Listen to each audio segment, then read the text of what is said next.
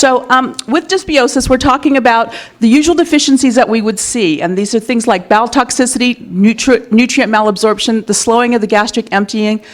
You can read autoimmune diseases, the arthritis, eczema, psoriasis, personality and brain changes. This is by far number one, the thing that I see literally on a daily basis. And interestingly enough, if we actually correct this situation, then a lot of the things that are going on with you actually get better. They really do. So we try to always start here, unless there are other more profound issues. I study a little bit of iridology, and one of the things that I see when I look in people's eyes, and I'm getting pretty good at this, is often I see a very, very sluggish colon, and this is one of the reasons why. So the symptoms are constipation, diarrhea. Candida is a biggie. The vast majority of the population, for all kinds of reasons, whether it's lifestyle, whether it's diet, whether it's massive antibiotic taking, whatever it happens to be, often have candida. So this is going to have a huge impact, particularly if it's systemic, on kind of the inflammation of your gut. So gut pain, bowel toxicity, allergies, sensitivities, bloating, gas, headache, depression, all of these things could lead, we'd be looking for a dysbiosis, okay? Digestion, absorption, right up there with another number one issue. Usual deficiencies. It's amazing how many people are enzyme deficient. And we now know there's a lot of information on blood types, and different kinds of blood types handle particularly animal protein better than others. So for instance, bad news for the type A's and the ABs. If you digest meat, you don't have the enzymes to break it down as well as, say, a type O or a type B. So the ramifications of that are, you can eat animal products, it's perfectly fine, but sometimes we have to then add the additional digestive enzymes to help you. Not always, but often. So type A's and type ABs are often people that we see who have IBS, or they have Crohn's disease and things like that. So when I'm working with somebody in the clinic, I want to know what their blood type is, and I want to know what their diet is, because I want to know essentially if we've got rotting food in there that we need to clear so we can kind of, improve some of their symptoms. But in this case, heartburn and reflux, bad breath, multiple vitamin mineral deficiencies, inflamed joints. If you're not absorbing, you're going to be a big inflammation ball. You really are. And you're not going to get the goodies that you need. And it doesn't matter whether we try to put them back or not, they're still not going to get absorbed, and you're still going to have the same problem. And let me just say for the record, if you're not addressing some of the, the root causes or the issues with this, one of the things that you're going to find is with all the stuff you're self-prescribing, sometimes I see people who make their situation worse, not better, by taking lots and lots of stuff, but not really knowing specifically what they're treating, or not picking a primary source of treatment, so we can then, after that, kind of add to the story once we see where the cards fall. So again, anemia, unresponsive to iron. I see that a lot in postmenopausal women who have got iron deficiencies all of a sudden. It's not because of so much, it is partly hormonal, but partly they're just not absorbing. Sleepy after meals, undigested food and stools, and stomach pain. Again, real classics. Nutritional cellular health, well, this is a biggie, and you're seeing this with a lot of the technology that's available, where we're really reinvigorating this cell growth and what the cells are doing in your body. Quite frankly, if you're not working on a cellular level, I mean, essentially you're potentially dead. So we have to make sure that right at the base root of this whole story, that your cellular health is happening. And so we can be potentially looking at, again, the deficiencies are iron and iodine. That's kind of going back to thyroid. We're often seeing issues with that. Vitamin D, B12, heart disease, diabetes, obesity, high blood pressures. Sometimes if we can fix the nutritional health very quickly, we see the blood pressure just immediately normalize. Osteoporosis, cancers, and again, at the base level with regard to cancers, if we can just improve the situation, if we can oxygenate it. I've seen some of you where we've had a look at your nails and there's a little less oxygenation, that your cardiac values aren't flowing the way they should be, and this is part of it. This is part of improving oxygenation at a cellular level. And again, some of these technologies are amazing at it. I mean, even the water can improve this story at that level, and it's incredibly important.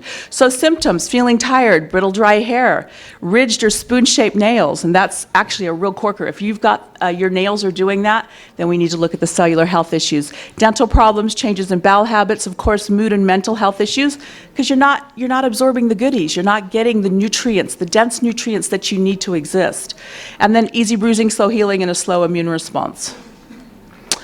B vitamin deficiency, this is a beauty. A lot of us self-prescribe and take vitamin B. It comes in a couple of different forms. This is one of the least absorbed out of everything I see.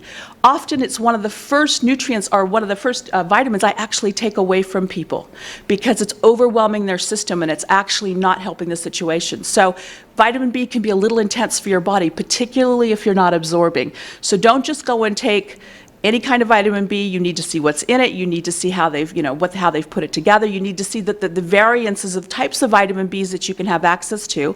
And most importantly, we need to make sure that it's in fact the correct one for you. You're absorbing it, you're doing something meaningful with it, as opposed to just excreting it. And sometimes with B vitamins, people can be very sensitive, so they can give them headaches, hives, they can get stomach upsets, and all kinds of things, and often it's from a vitamin B ingestion. So symptoms: fatigue, depression, insomnia, confusion, hypoglycemia, cramping in the arms and legs, which can also be a magnesium situation, learning difficulties, muscle weakness, recurrent colds, and diarrhea or constipation. I will often see the recurrent colds thing in small children who are often B deficient, except I wouldn't necessarily give them a supplement. What I'd probably prefer to do is have a good hard look at their absorption, have a good hard look at what's going on in their digestion, and then trying to get them to absorb better so that when they eat, they're actually just absorbing the goodies from that. Thyroid insufficiency, boy, how much do we see that? And one of the things about this is we're not just seeing it in women anymore. I mean, this is your central control system. We're seeing it in men as well. One of the things about thyroids is that I treat a lot of women who have been told that their levels are correct, they're fine, and in fact, they're actually not. They're so far from not well. No wonder they couldn't lose weight. No wonder they were constipated. No wonder they have poor memory and concentration. And the list goes on. So we really need to address that, particularly you women, but I am seeing it a lot more in men. Often the structure of men in coming with a thyroid insufficiency, though, is often not the thyroid. It's really the adrenals or the liver not behaving, and it's affecting the thyroid. So the treatment protocols tend to be a little bit differently. But again, high susceptibility to, well, actually, let's go up to usual deficiencies, vertigo, hearing loss. Can you believe that? Hearing loss. You can experience hearing loss from having a thyroid deficiency. Neuropathies, Meniere's disease, poor night vision, carpal tunnel syndrome, multiple miscarriages, poor digestion, adrenal issues. If we get a fertile lady's act together with her thyroid, often they just get pregnant immediately. I mean, it can be that simple. Symptoms: high susceptibility to infections, water retention, muscular weakness. Adult acne is a biggie. We're seeing that a lot more, and we're seeing that in ladies that are sort of 40s and 50s, which is rather interesting. Slow wound healing, hair loss is a biggie. Coarse or dry hair, the sluggish speech. Again, somebody will come into the office and they're just not articulating. They're not speaking that well. And sometimes, again, the first thing I want to look at is I want to see a thyroid panel test because I want to see what's going on with this.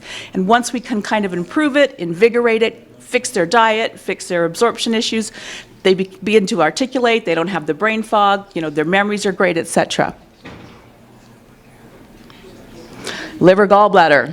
Well, the list goes on for those two things, but basically elevated blood cholesterol, food allergies, all the chemical hypersensitivities, we have to treat the liver, and ergo the gallbladder gets a kick with that as well when we come across those. And I'm coming across more and more chemical hypersensitivities every day. I'm really looking at that with all of the profiling when I look at patients now, because there's often, like more than 50% now, that there's something that could be irritating them on that basis.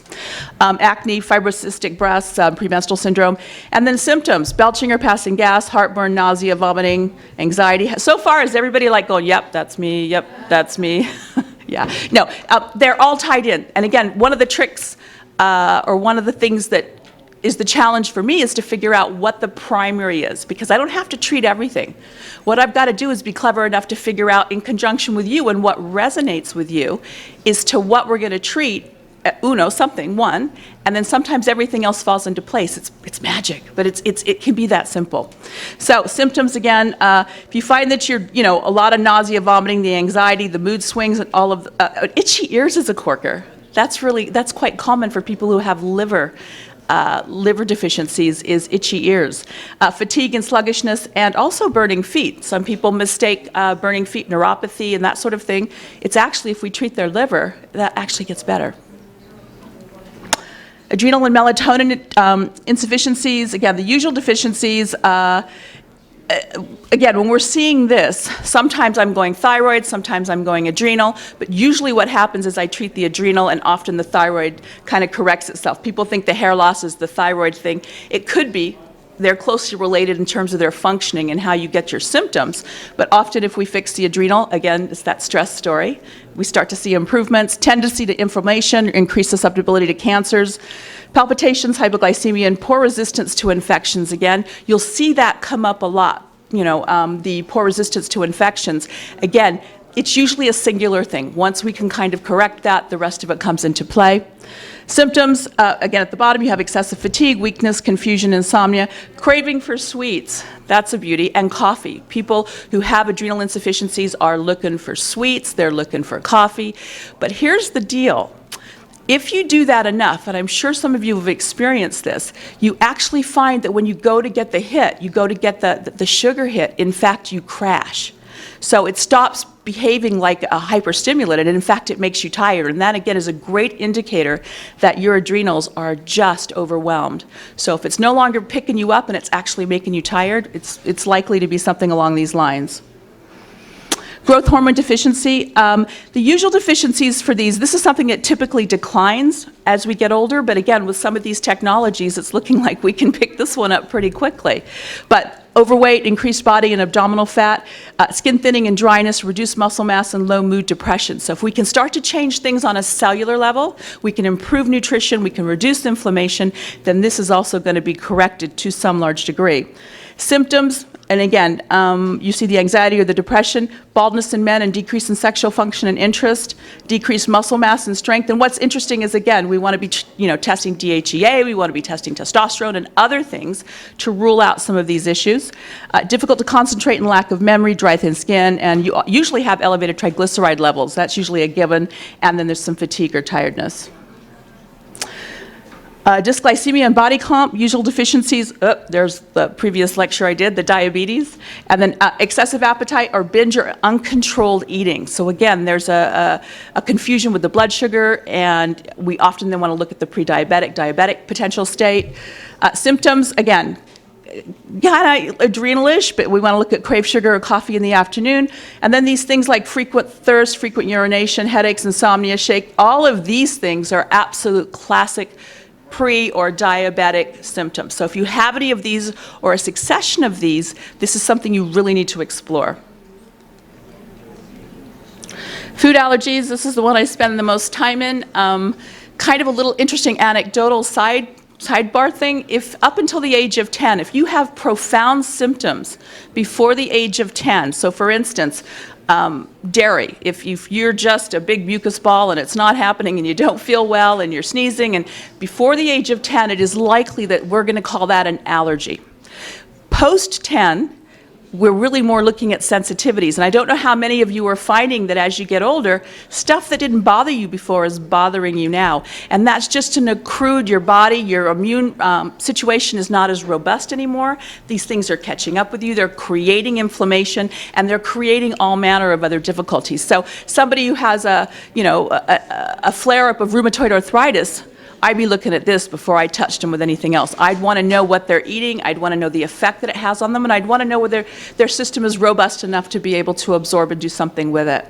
Symptoms, again, well, actually, the gut and systemic inflammation, dyslexia is a beauty. I mean, we treat children, correct their diets or correct their parents, and then it flows down to the children. We start to see an improvement with that. Crohn's disease, colitis, alternating bowel function, and peptic ulcer, weight issues. The symptoms are vast, but the ones I see the most are the ones listed here. So depression, drowsiness, fatigue, sore throat, I see it all the time, itching, sneezing, sinus pain, hearing loss and sensitivities. Hearing loss, when that is a reported symptom, I am now looking at thyroid, I am looking at kidney function, and I am well and truly looking at food allergies.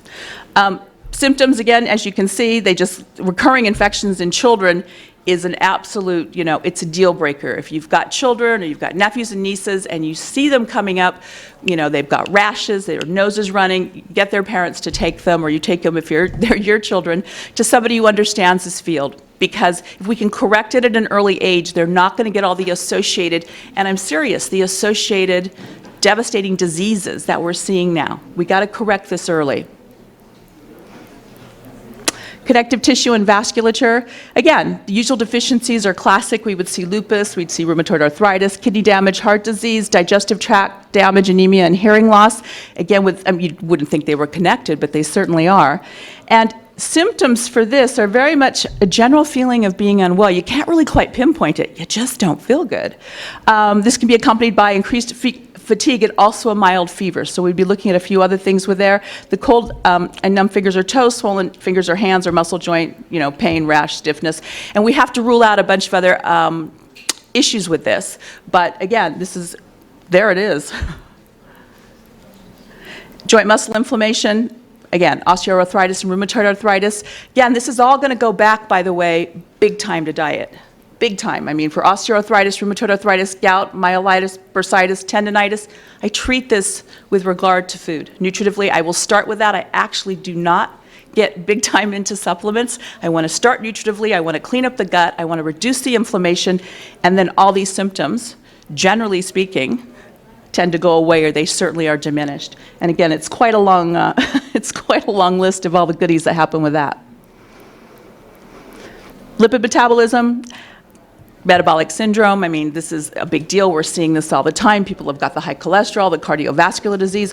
All of these things, whether they're down the cholesterol level or whether they're actually hypothyroidism, so we're talking about autoimmune diseases, all of these really come into this lipid workup that we do. And again, weight gain around the waist, high blood pressure, thyroid, unresponsive to treatment, decreased libido, check for diabetes, let's go back to that, check for food allergies, let's go have a look at that. If we can just look at it as a bigger picture and not as a singular story, you're going to get to the bottom of where you're going with this. And cardiodynamics, again, going back to cellular health, a lot of our cellular health, we're not oxygenated enough, and it's really affecting our cardiodynamics. So usual deficiencies, coronary artery disease, heart attack, the abnormal heart rhythms, and so forth. And these are all the symptoms. So if you're shortness of breath, heavy or irregular breathing, high blood pressure, swelling of ankles, you cough at night, that's an interesting indicator. Dull pain or tightness in the chest, et cetera, discomfort at high altitudes. These are things you really need to go to your primary. You need to get this checked out appropriately. You need to be tested, and you need to just take the cardio story off the list so that you end up being one of the 50%ers that don't actually get a second opportunity to do it, as one of our speakers has already given us those statistics. And then once we can actually rule out that organic behavior and what's going on there, we can then start looking at the more obvious things, again, going back to all the things that I talked about before. And last but not least is kidney and renal. Kidney disease is a biggie. We're seeing a lot of lack of balance of minerals in the blood. People just can't remove the waste, particularly after digestion, because the digestion's not working. Muscle activity and exposure to chemical or medications has a massive impact on kidneys because they're trying to excrete things. And then, yeah, you can read that. Pain in the mid-back region, puffy around the eyes, dark circles. If I see that when people come to visit me, I am now really focusing on two things actually. Kidney, but I'm also looking at food allergies for that. It can be kind of one or the other or both. And that is the fastest presentation I've ever done in my life. Thank you.